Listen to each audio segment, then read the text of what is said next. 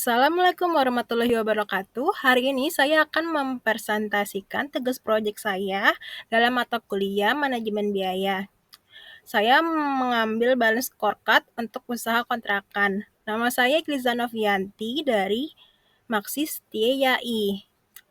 Tugas ini diberikan oleh dosen saya, Dr. Resiwati, MM AKCA. Mohon disimak ya guys. Apa sih usaha kontrakan? Usaha kontrakan itu merupakan bisnis properti yang berfokus pada pemanfaatan aset properti melalui penyewaan ruang atau kamar kepada penyewa dengan durasi kontrak jangka waktu tertentu. Model bisnis ini telah menjadi semakin populer di era urbanisasi dan migrasi tenaga kerja, terutama di kota-kota besar seperti Jakarta. Pertumbuhan permintaan akan tempat tinggal sementara yang terjangkau menjadi peluang besar bagi pemilik aset properti untuk mengembangkan usaha kontrakan.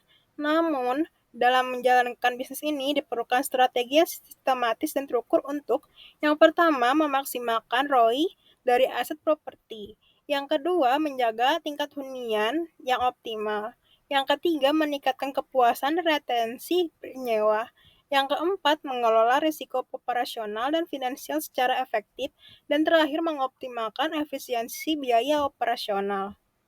Value chain terbagi menjadi dua aktivitas, yaitu aktivitas primer dan aktivitas pendukung. Untuk aktivitas primer ini mempunyai beberapa tahapan. Yang pertama adalah persiapan dan pemasaran properti, yang kedua adalah negosiasi penyewa, yang ketiga adalah penandatanganan kontrak dan deposit, yang keempat adalah pengelolaan selama masa sewa, dan terakhir adalah penyelesaian dan perpanjangan. Untuk aktivitas pendukung ada beberapa tahapan juga. Yang pertama adalah infrastruktur dan pengurusan administratif. Yang kedua adalah manajemen sumber daya manusia. Yang ketiga adalah pengembangan dan pemeliharaan fasilitas. Yang keempat adalah manajemen keuangan dan investasi. Dan yang terakhir adalah hubungan stakeholder. Dalam analisis SWOT ada terdiri dari 4. Yang pertama adalah strength, opportunities, weakness, dan threat. Untuk strength-nya adalah yang pertama adalah aset properti yang stabil, yang kedua adalah kontrol operasional penuh, yang ketiga adalah hubungan langsung dengan penyewa, yang keempat adalah margin keuntungan tinggi, yang kelima adalah pendapatan berulang bisnis, dan yang terakhir adalah network lokal yang kuat.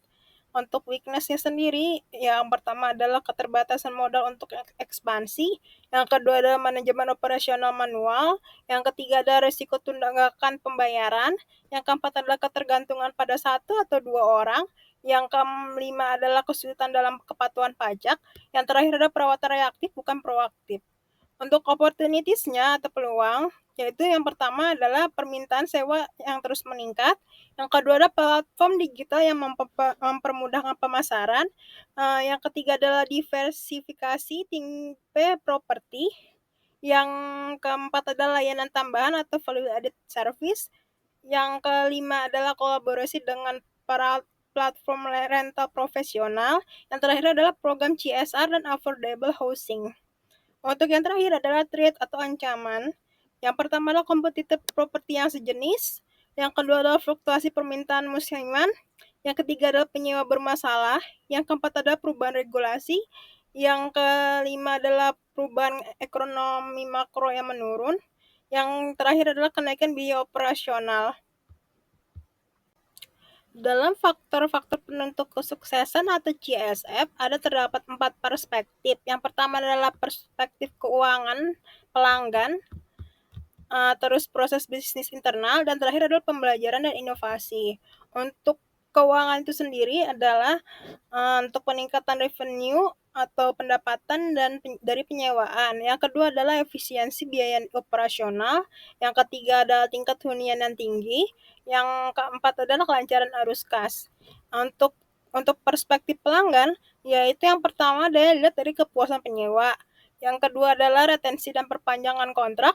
Yang ketiga adalah aksesibilitas informasi properti, dan terakhir adalah responsivitas layanan. Untuk CSF yang ketiga, yakni adalah perspektif proses bisnis internal.